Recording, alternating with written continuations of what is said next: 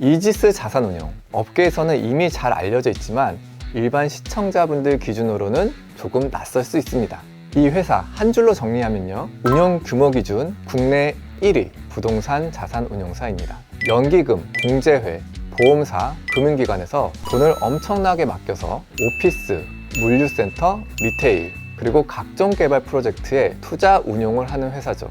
여기서 중요한 포인트 하나, 이 돈 가운데는 국민연금, 각종 공제회, 공무원, 사학, 군인연금 같은 공적 자금이 적지 않은 비중으로 들어가 있습니다.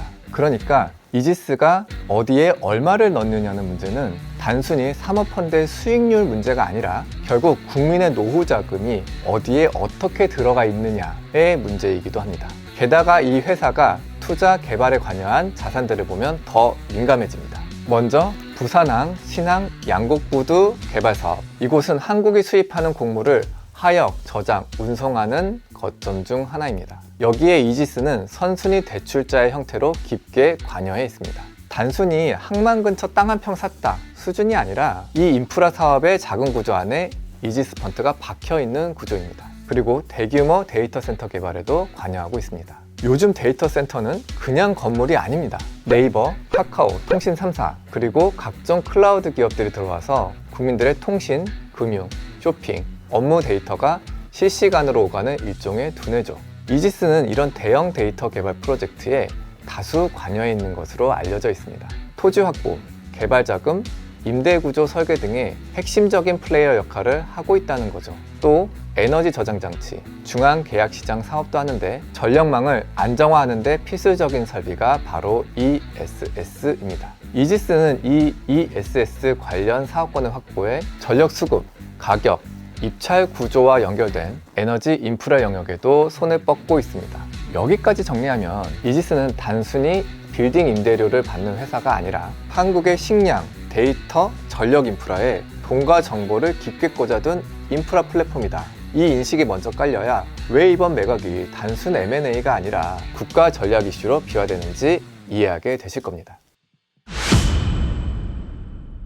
이제 누가 사려고 하느냐를 보죠. 이번 딜에서 매각에 나선 쪽은 이지스 창업주 고 김대영 회장의 부인과 재무적 투자자들, 즉 지분을 들고 있던 주주들입니다. 매각 대상 지분은 보도에 따라 범위가 조금씩 다르지만 경영권이 확실히 넘어갈 수 있는 수준의 대주주 지분 패키지라고 보시면 됩니다. 여기에 뛰어든 인수 후보가 세 부류였죠. 국내 보험사인 흥국생명, 또 다른 국내 보험사 한화생명, 그리고 중국계 사모펀드 힐하우스 인베스트먼트. 본 입찰 당시에는 흥국생명이 가장 높은 가격을 제시한 것으로 알려졌습니다. 그런데 이후 진행된 일종의 추가 호가전 프로그레시브 딜 방식에서 힐하우스가 1조 1천억 원까지 가격을 올리면서 우선 협상 대상자로 선정되었습니다. 문제는 여기서부터 터집니다. 흥국생명 측은 원래 이런 추가 호가 방식은 하지 않기로 했는데 뒤늦게 룰을 바꿔서 힐하우스를 밀어준 것 아니냐 라면서 법적 대응까지 예고한 상태고요. 국내 자본이 아닌 중국계 자본이 대주주로 들어오는 것을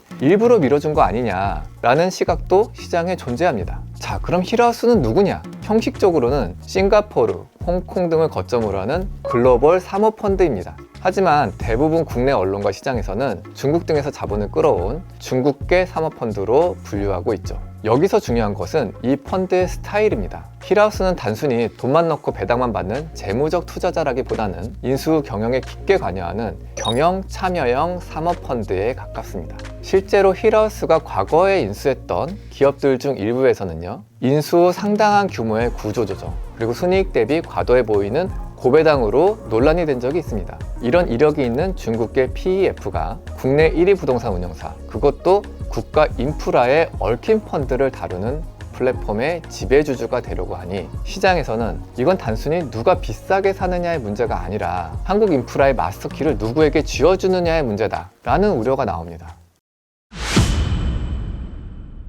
이제 가장 중요한 부분입니다. 그래서 중국계 사모펀드가 인수하면 뭐가 구체적으로 문제냐 라는 질문이죠. 먼저 국가 안보 전략, 인프라 리스크부터 보죠. 부산항, 신항, 양곡부두는 한국 곡물 수입, 저장, 물류를 책임지는 핵심 인프라입니다. 여기에 이지스가 자금 제공자로 깊게 들어와 있고 사업 구조, 담보 구조, 계약 조건을 상세히 알고 있는 주체이기도 합니다. 우리가 여기서 우려하는 것은 중국이 부두를 소유한다 같은 단순한 그림이 아니라 이 인프라가 어떤 재무 구조로 돌아가고 어디가 취약하고 또 어느 지점에서 가격을 흔들 수 있는지에 대한 정교한 정보가 외국 자본의 의사결정 테이블 위에 올라간다는 점입니다. 그리고 데이터 센터는 말씀드렸듯이 이제 국가의 디지털 두뇌입니다. 물론 법적으로는 센터 운영사, 통신사, 클라우드사가 보안과 운영을 책임집니다. 그렇다고 해도 부동산 운영사는 어떤 회사가 어디에 입주하는지, 임대료 계약 조건은 어떻게 되는지, 전력, 냉각, 보안 설비 구조는 어떻게 짜여 있는지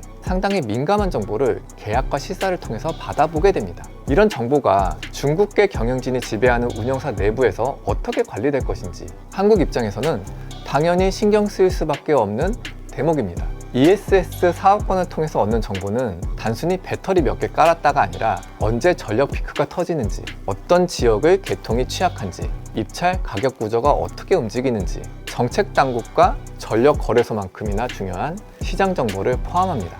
이런 데이터가 중국계 사모펀드가 지배하는 회사의 내부 시스템에 쌓여있게 된다면 그 자체로 리스크라고 보는 시각이 많습니다. 이런 거죠. 만약에 중국이 대만에 침공합니다. 그런데 한국이 대만 문제에 개입했다고 볼게요. 그러면 한국은 중국 입장에서 보면요, 자신들의 국가 안보를 저해하는 세력이나 마찬가지니까 자신들이 소유한 데이터 센터에 영향력을 행사하면서 유사시 한국의 군사적 능력을 떨어뜨릴 수 있는 거죠. 그리고 우리들의 연금과 공적 자금에도 문제가 생길 수 있습니다. 앞서 말씀드렸듯 이지스 펀드에는 국민연금, 공제회, 기타 연금 등 각종 공적 자금이 들어가 있습니다. 이 말은 곧 어떤 연기금이 어떤 자산에 어느 정도 비중으로 어떤 조건으로 투자하고 있는지에 대한 투자 전략 데이터가 이 회사 시스템 안에 빼곡히 쌓여 있다는 뜻입니다. 이게 만약 내부 직원에 의한 정보 유출이나 지배주주의 부적절한 지시로 외부로 새어나간다면 그건 단순히 부동산 가격이 새나갔다 정도가 아니라 한국 연기금, 공적 자금의 투자 패턴, 위험 선호도,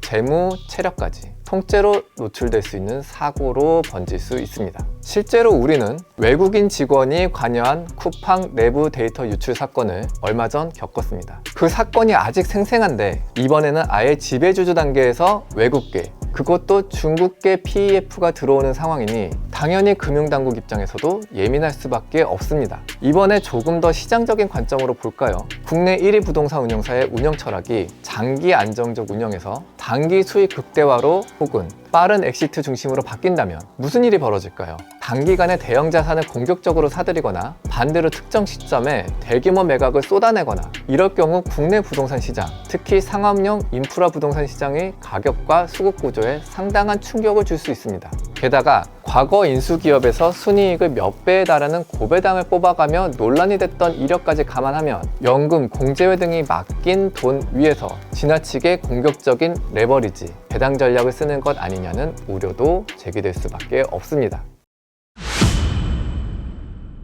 자, 이제 가장 현실적인 질문을 해보겠습니다. 그럼 이 인수를 법적으로 막을 수 있냐 없냐, 그리고 막지 못하더라도 조건을 붙여서 관리할 수 있는 수단은 뭐냐, 하나씩 보겠습니다. 가장 핵심적인 관문은 바로 금융위원회의 대주주 적격성 심사입니다. 자산 운영사를 인수해서 대주주가 되려면 자본 건전성, 재무구조, 사회적 신용, 법 위반 이력, 그리고 해당 금융회사의 건전한 경영에 해를 끼칠 우려가 있는지 이런 부분들을 종합적으로 심사받아야 합니다. 여기서 쟁점은 세 가지입니다. 힐하우스의 자금 출처 가운데 중국 국영, 국유 성격의 자본이 있는지, 중국 정부와의 직접적 연결고리가 있는지, 과거 인수 사례들에서 고배당, 구조조정 등으로 논란이 됐던 부분이 건전한 경영을 해칠 우려라고까지 볼 수 있을지를 보고요. 최근 정보 유출이 있었던 쿠팡 사례처럼 중국계와 관련된 정보 유출 사고들을 근거로 전략 인프라,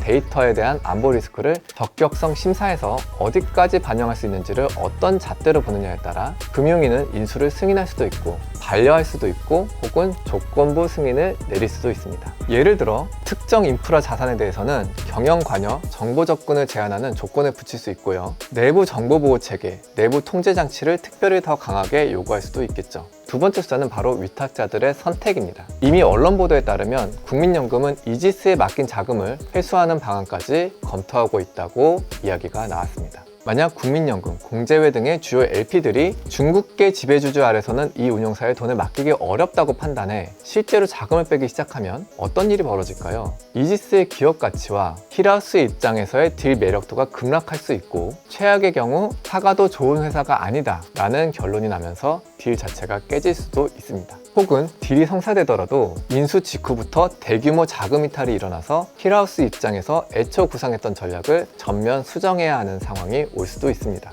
즉, 금융위가 인수를 법적으로 막지 않더라도 돈 맡긴 쪽이 집단적으로 발을 빼버리는 것, 이게 사실상 훨씬 강력한 제재 수단이 될 수 있는 것입니다. 그리고 국민연금 입장에서도 그 판단의 기준은 분명히 해야 합니다. 단순 수익률만 볼 것인지, 아니면 안보, 공공 리스크도 수탁자 책임의 일부로 볼 것인지, 이 기준이 공개적으로 정리되면 이 사건은 단순 개별 딜을 넘어 한국연금 공적자금 운영 철학의 중요한 선례가 될 것입니다. 세 번째는 조금 더 긴 호흡의 이야기입니다. 지금 한국에는 미국의 CFIUS처럼 외국 투자 중 국가 안보와 연결된 딜을 따로 골라서 안보 관점에서 심사하는 통합기구가 사실상 없습니다. 외국인 투자 촉진법, 산업기술보호법, 기간통신사업자, 방산업체 관련 규제 등 부분적인 장치는 있지만, 부동산 운용사처럼 인프라와 정보에 간접적으로 얽혀있는 플레이어에 대해서 안보 관점에서 별도 심사하는 틀은 매우 약한 편입니다. 그래서 이번 이지스 사태를 계기로 나올 수 있는 법제도 논의는 대략 이런 것들입니다.